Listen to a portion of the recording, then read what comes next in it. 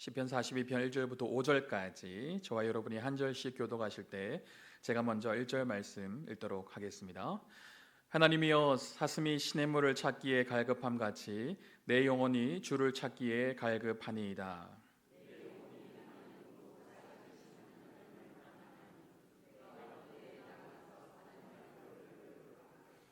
사람들이 종일 내게 하는 말이 내 하나님이 어디 있느뇨 하오니 내 눈물이 주야로 내 음식이 되었도다.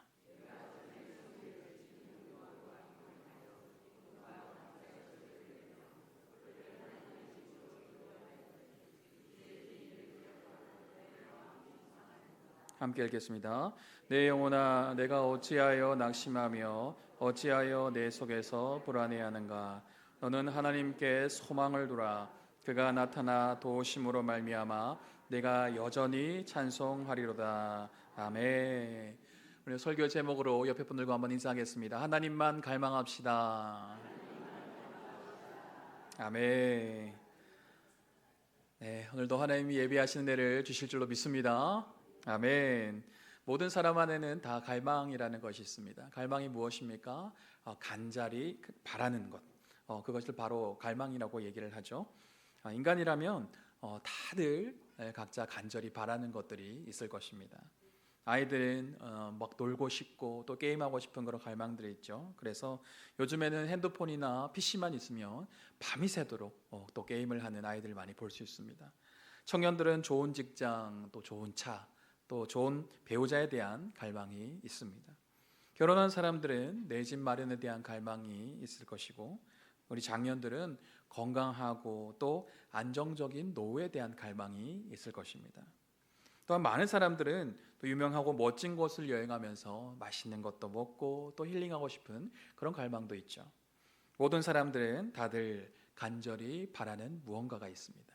그렇다면 여러분 지금 무엇을 갈망하고 있으신가요? 무엇을 끝으로 간절히 바라고 있습니까?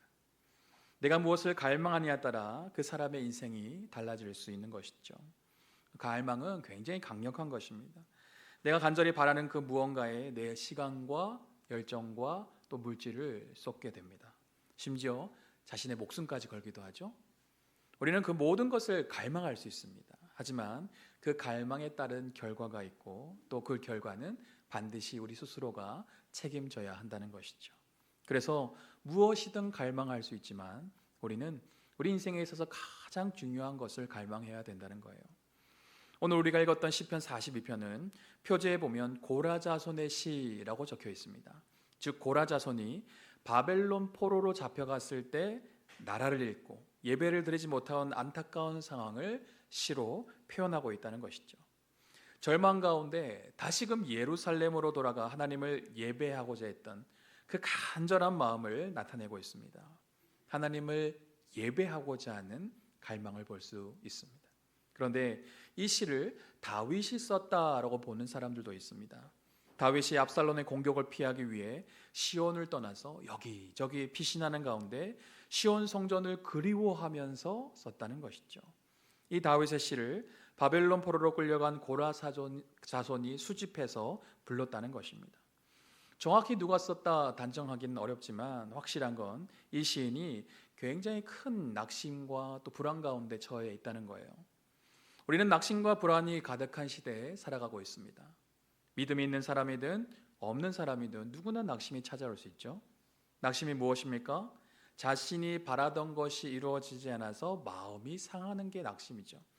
자신이 갈망하는 것이 이루어지지 않아서 낙심하는 사람들이 우리 주변에도 참 많습니다.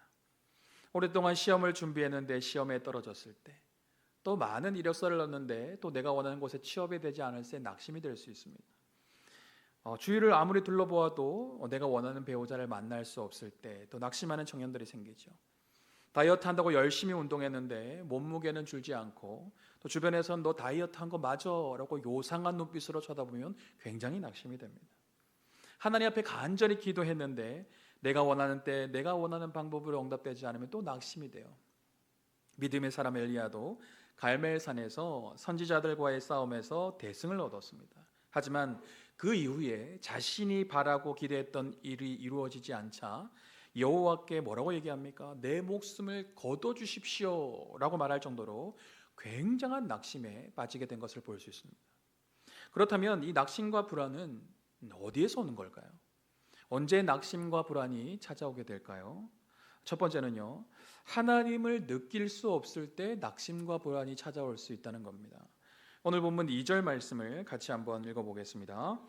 내 영혼이 하나님 곧 살아계시는 하나님을 갈망하나니 내가 어느 때에 나아가서 하나님의 얼굴을 배울까. 시인은 먼저 살아계신 하나님을 갈망하고 있습니다. 갈망은 이전에 좋았던 것을 경험해 봤을 때 더 강력하게 일어나죠. 돈의 맛을 본 사람은 그 돈을 벌고 싶은 갈망들이 막 일어날 때가 있어요. 맛있는 음식을 먹어본 사람은요, 어느 순간 또 그 음식이 막 생각날 때가 있습니다. 그래서 그 음식을 먹고자 하는 갈망이 생기면 아무리 멀어도 우리가 그 맛집들을 찾아갈 때가 있지 않습니까? 시인은 살아계신 하나님을 경험해 보았던 것입니다. 내 삶 속에 나와 함께 하시고 나의 도움이 되어주셨던 그 하나님의 강력한 은혜를 경험해 본 것이죠. 그래서 살아계신 하나님을 지금도 갈망하고 있어요. 그런데 그토록 갈망하던 하나님을 지금 만나지 못하고 있습니다. 그래서 뭐라고 고백하고 있어요? 내가 어느 때에 나아가서 하나님의 얼굴을 배울까? 히브리인들에게 하나님의 얼굴을 본다는 말은 두 가지 의미를 가지고 있습니다. 하나는 하나님이 계신 성전에 가서 예배를 드린다는 의미가 있어요. 또 하나는 하나님의 임재를 경험하며 하나님과 인격적인 교제를 나누는 것을 의미합니다. 그러니까 지금 시인은 어떠한 상황 가운데 처해 있습니까? 하나님의 전으로 나아가서 하나님을 예배하지 못하고 있어요. 하나님의 임재를 경험하지 못하고 있는 것입니다. 한마디로 얘기해서 하나님과의 단절된 상태에서 하나님을 느끼지 못하고 있는 거예요. 사람은 하나님의 은혜를 끊임없이 공급받아야 됩니다. 어제 은혜를 받았을지라도 오늘 하나님을 느낄 수 없다면 여지없이 우리는 불안에 사로잡힐 수 있는 것이죠. 하나님의 백성은 어제의 은혜로 살아가는 사람이 아니라 오늘 부어주시는 하나님의 은혜로 살아가는 존재들이라는 거예요. 그래서 우리는 날마다 말씀을 묵상하고 날마다 그 말씀 속에서 하나님의 음성을 들어야 되는 것입니다. 날마다 기도의 자리에서 주님 앞에 엎드려 기도함으로 하나님의 마음을 품을 수 있어야 되는 것이죠. 그때 우리는 나와 함께 하시는 하나님을 경험하게 되는 것입니다. 하나님의 함께 하심을 느낄 때 낙심과 불안은 사라지고 평안과 기쁨이 회복되는 것입니다. 자신이 갈망하던 것을 얻지 못하면 낙심하기 마련이에요. 자신이 얻고자 하는 것을 손에 쥐지 못하면 불안할 수 있습니다. 사람의 육적인 갈망이 이루어지지 않을 때도 낭망이 크지만 영적인 갈망이 이루어지지 않을 때 더 극심한 불안과 좌절이 찾아올 수도 있습니다. 시편 42편 9절 말씀에 이렇게 얘기합니다. 같이 읽어볼까요? 내 반석이신 하나님께 말하기를 어찌하여 나를 잊으셨나이까. 시인은 하나님을 간절히 예배하길 원했어요. 하나님의 임재를 갈망했습니다. 하나님과 인격적으로 교제하기를 원했어요. 그러나 9절에서 지금 어떻게 고백하고 있습니까? 하나님이여 어찌하여 나를 잊으셨나이까. 시인은 하나님을 느낄 수 없는 지금의 상황을 하나님이 나를 잊으셨다 표현하고 있는 것입니다. 여러분은 언제 하나님이 나를 잊으셨다라는 생각이 들던가요? 내가 바라던 것이 이루어지지 않을 때, 고난이 극심한데 나를 도와주시지 않을 때, 기도해도 아무런 응답이 생기지 않을 때, 이런 때 나를 잊고 계신 게 아닌가라는 생각이 들 수도 있습니다. 사실 하나님은 지금 우리가 무엇을 원하는지, 무엇이 필요한지 너무나도 잘 알고 계세요. 지금도 보이지 않는 가운데 우리를 위해서 일하시는 분이 바로 우리 하나님이시라는 것이죠. 하나님은 지금도 말씀하고 계신데 내가 들을 수 없으면 굉장히 답답해집니다. 하나님은 지금도 나를 위해서 일하고 계신데 그 하나님을 느낄 수 없다면 낙심과 불안이 찾아올 수 있다는 거예요. 그래서 낙심과 불안에 매몰되어 있는 분이 있다면 어떻게 기도해야 됩니까? 하나님, 하나님의 음성을 듣게 하여 주시옵소서. 하나님의 일하심을 보게 하여 주시옵소서. 지금도 나와 함께 하심을 내가 느끼게 해 주십시오. 그렇게 기도해야 되는 것이죠. 극심한 불안과 두려움 가운데 무너져 있는 사람이 또 때로는 한순간에 회복될 때가 있어요. 어떻게 깊은 낙심 가운데 주저앉아 있던 사람이 저렇게 한순간에 일어날 수 있을까 유심히 지켜봤더니 그 비결이 뭔지 아십니까? 살아계신 하나님의 음성을 들은 것입니다. 아들아, 딸아, 내가 지금도 너를 사랑한단다. 내가 지금도 너와 함께 한단다. 내가 너의 인생을 책임져 주겠다. 그 음성을 들으니 영혼의 회복이 일어나는 것입니다. 평안이 찾아온 것이죠. 하나님의 그 사랑이 느껴지면 내 마음의 아픔과 상처가 놓아지고 다시금 기쁨이 회복되는 것입니다. 오늘도 주님을 예배하는 가운데 살아계신 하나님을 경험함으로 모든 낙심과 불안으로부터 자유케 되어지시기를 축복합니다. 우리 인생 가운데 언제 낙심과 불안이 찾아올까요? 두 번째로요, 다른 사람으로부터 비방의 말을 들을 때 낙심과 불안이 찾아올 수 있다는 거예요. 본문 3절 말씀을 다 같이 한번 읽어보도록 하겠습니다. 사람들이 종일 내게 하는 말이 내 하나님이 어디 있느냐 하오니 내 눈물이 주야로 내 음식이 되었도다. 시인은 지금의 현실 앞에 하염없이 눈물을 흘리고 있는 거예요. 내 눈물이 주야로 내 음식이 될 정도로 계속해서 눈물을 쏟고 있습니다. 낙심과 불안으로 감정이 격해져 자신도 통제할 수 없는 그 눈물을 흘리고 있는 것이죠. 여러분은 눈물이 왈칵 쏟아지는 경험을 해보셨습니까? 너무 힘들어서 견딜 수 없는 고통 가운데 눈물을 쏟아보셨습니까? 오랫동안 죽을 힘 다해서 최선을 다했는데 좋은 결과를 얻지 못했을 때 눈물이 쏟아지기도 합니다. 너무나 사랑했던 그런 사람들과의 갑작스러운 이별 앞에 하염없이 눈물이 쏟아지기도 하죠. 갑작스러운 질병이 찾아왔을 때 두려움의 눈물, 원망의 눈물이 흐르기도 합니다. 시는 지금 내면 깊은 곳에서 끊임없는 통곡의 눈물을 쏟아내고 있는 거예요. 시인이 얼마나 힘든 상황 가운데 처해 있는지 조금 더 살펴볼까요? 시편 42편 10절 말씀에는 이렇게 얘기하고 있습니다. 같이 읽어볼까요? 내 뼈를 찌르는 칼같이 내 대적이 나를 비방하여 늘 내게 말하기를 내 하나님이 어디 있느냐 하도다. 시인은 또한 칼로 뼈를 찌르는 것 같은 극심한 절망과 좌절을 경험하고 있습니다. 소망을 잃어버린 채 모든 것을 포기할 수밖에 없는 극심한 낙심 가운데 처해 있는 것이죠. 그렇다면 시인이 이렇게 통곡의 눈물과 극심한 고통을 경험하고 있는 이유가 무엇일까요? 사람들의 비방의 말 때문이었어요. 대적들이 시인을 향해 뭐라고 비방했습니까? 네 하나님이 어디 있느냐? 너의 하나님이 어디 있느냐? 이 말은 무슨 의미를 담고 있습니까? 하나님은 없다는 거예요. 네가 생각하는 그 하나님은 무능한 사람이라는 것입니다. 시인은 하나님의 전능하심을 믿었어요. 하나님의 살아계심을 믿었던 사람입니다. 하지만 대적자들은 지금 시인을 향해서 하나님의 존재와 능력에 대해서 업신여기고 있는 것이죠. 그 말을 들으니 견딜 수가 없는 것입니다. 나도 지금 하나님을 느낄 수가 없어서 낙심이 되어 있는데 주변에서 야, 네가 믿는 하나님 도대체 어디 있어? 하나님 살아계신 거 맞아? 정신 차려. 비수를 쏟아내니 견딜 수가 없는 것이죠. 사단은 지금도 주변 사람들의 말들을 통해서 우리를 낙심하게 만듭니다. 세상 사람들은 지금도 우리를 향해서 야, 너희가 믿는 하나님이 도대체 어디 있어? 증명해봐 라고 얘기합니다. 교회 열심히 다니는데 왜 그렇게 힘겹게 사느냐고 비웃습니다. 그렇게 열심히 예배하는데 봉사하는데 왜 너의 일들은 잘 풀리지 않느냐고, 왜 너의 자녀들은 그 모양 그 꼴이냐고 그렇게 비방의 화살을 날리는 사람도 있는 것이죠. 어렵고 힘든 가운데 그래도 하나님의 자녀로서 지켜야 할 것들을 힘겹게 지켜나가고 있는데 이런 얘기들을 주변에서 들으면 우리의 마음이 한순간에 와르르 무너지게 돼 있어요. 그리고 의심이 됩니다. 아, 내가 지금 잘하고 있는 게 맞나?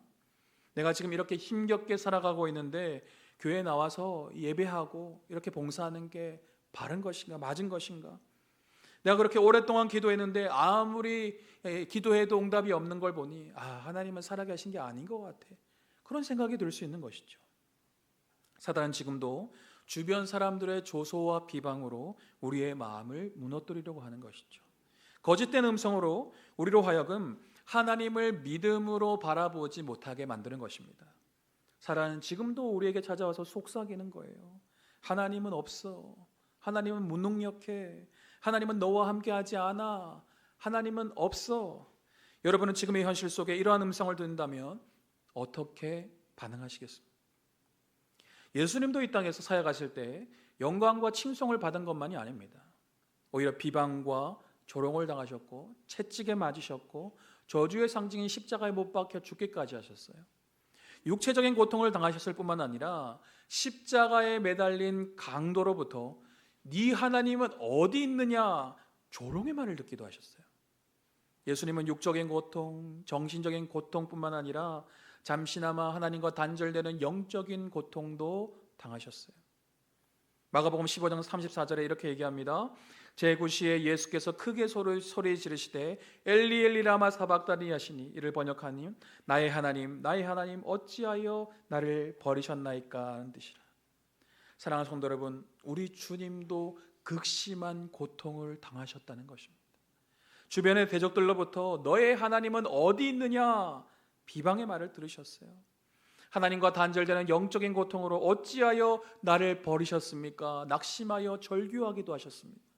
하지만 주님은 끝까지 하나님을 바라보셨다는 거예요. 끝까지 하나님의 뜻을 향해 나아가셨다는 것입니다. 그 결과가 무엇입니까? 죄와 사망의 권세를 이기시고 부활의 영광을 얻게 된 것입니다. 모든 이름보다 높으신 이름을 얻으시고 세상 모든 만물이 예수 그리스도 앞에 무릎 꿇는 일이 일어난 것이죠. 주변의 비방의 말들로 우리는 낙심할 수 있습니다.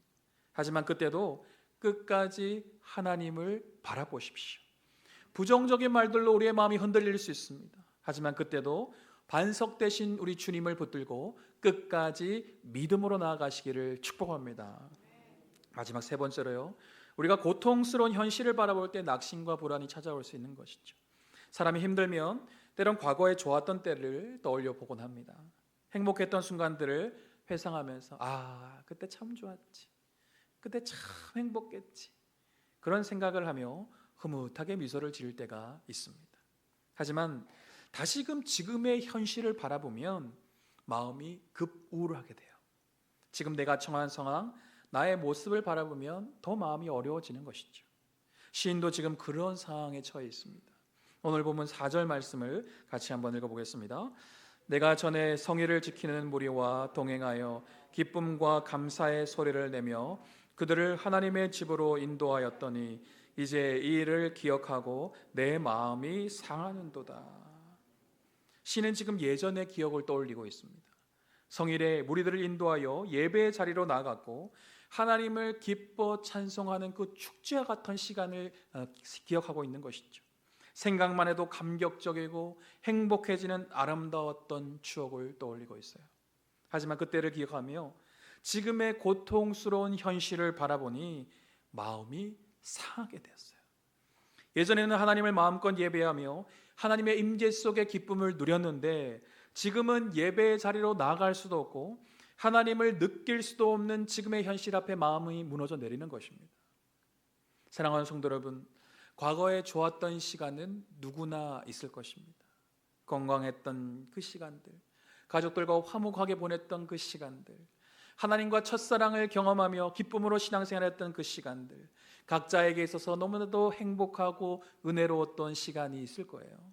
하지만 과거에 좋았던 시간을 기억하며 지금의 그렇지 못한 현실만을 바라보면 마음이 상할 수밖에 없다는 것입니다. 그때는 좋았는데 지금은 왜 이럴까? 그때는 행복했는데 지금 내 마음이 왜 이렇게 불행하게 느껴질까? 라는 생각은 지금 내가 낙심할 거야, 좌절할 거야 라는 선포와도 같아요. 믿음의 사람은요, 지금의 현실만을 바라보아서는 안 된다는 것입니다. 지금의 현실은 고통스럽습니다. 암담합니다. 모든 것이 닫혀 있는 것 같고 희망이 보이지 않습니다. 고통스러운 현실만을 바라보면 지금의 현실에 갇힐 수밖에 없다는 것입니다. 지금의 고통에 우리가 묶일 수밖에 없는 것이죠. 그러면 그 고통의 현장 속에서 말씀하시는 하나님의 음성을 들을 수가 없다는 거예요. 지금의 현실만 바라본다고 해서 문제가 해결되지 않습니다. 과거에 비교해서 더 힘들어진 나의 상황만 바라보면 한숨밖에 나오지 않습니다.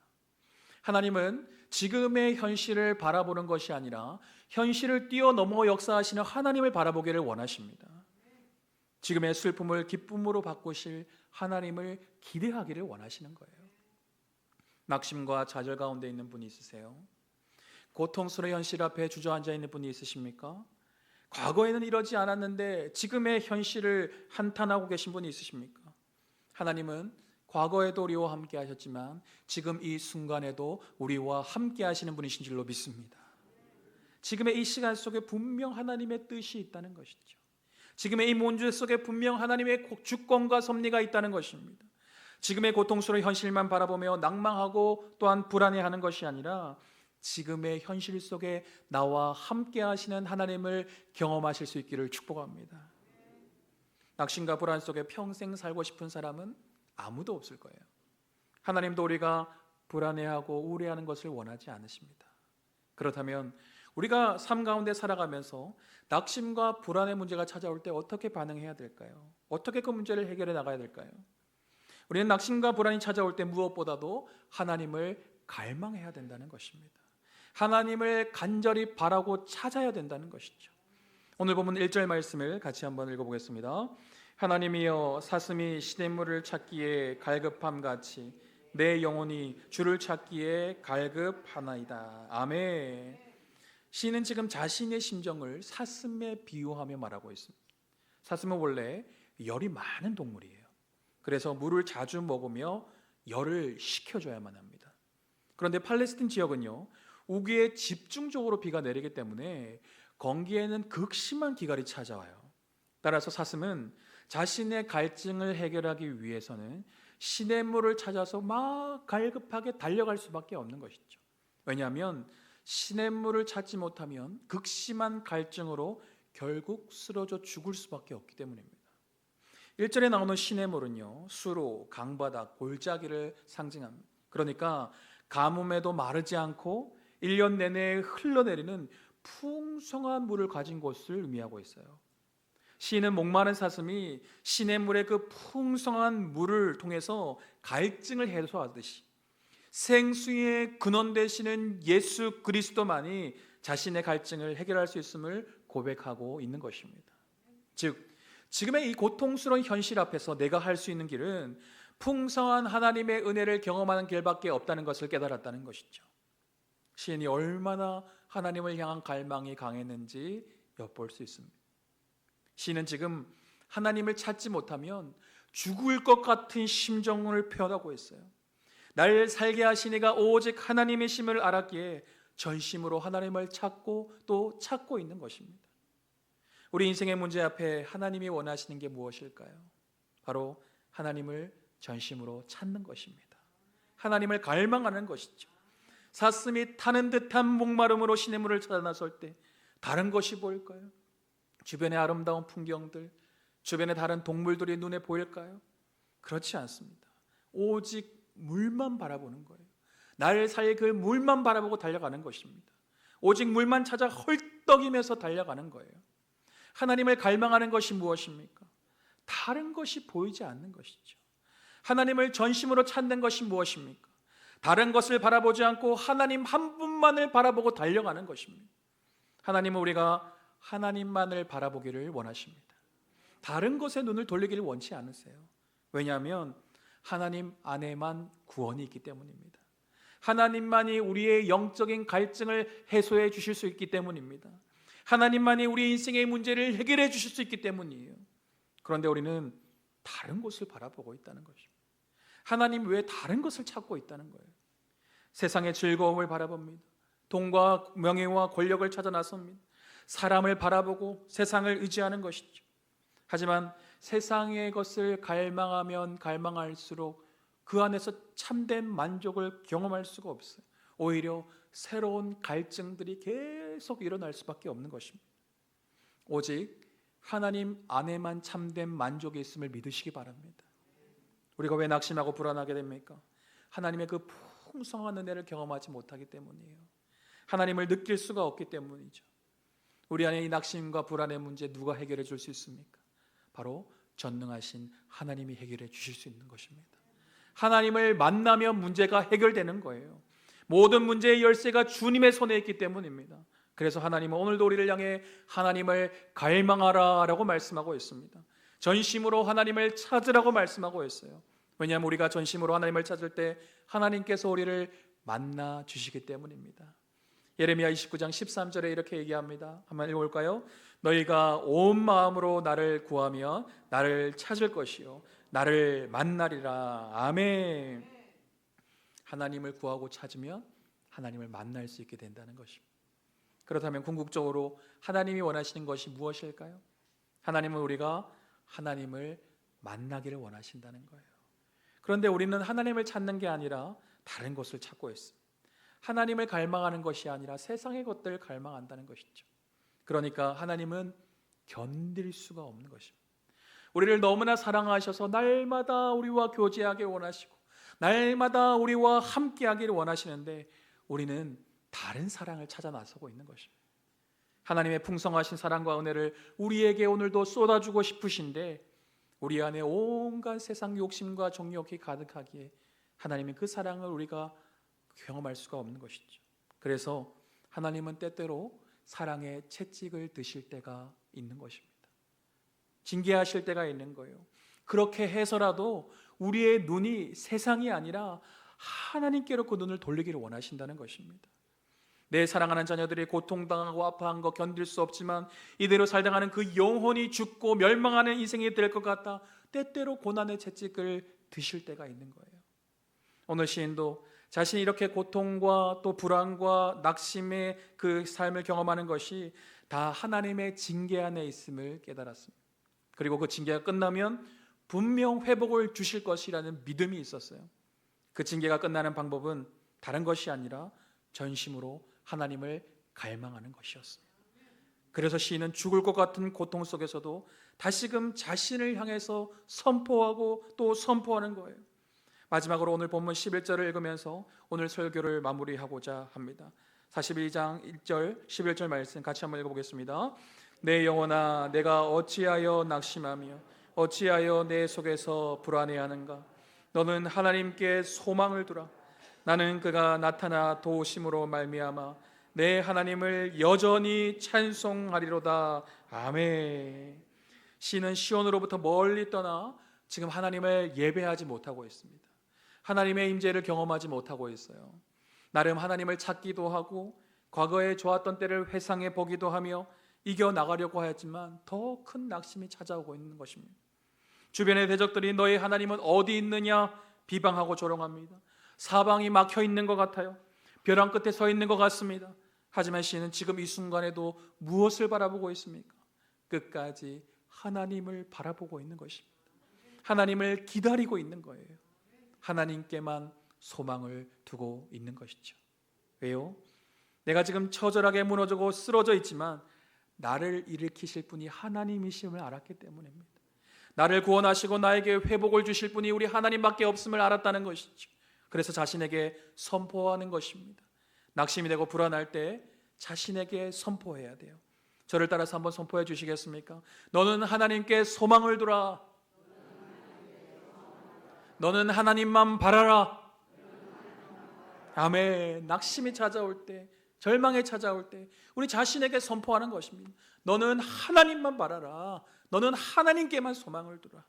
우리가 전심으로 하나님을 갈망하며 기다릴 때 주님께서 찾아와 주실 것입니다. 그리고 우리를 도와주실 것입니다. 지금도 변함없이 우리를 사랑하시는 하나님을 신뢰하십시오. 지금의 문제만 바라보지 마시고 소망 되신 주님을 한번 바라봐 주십시오.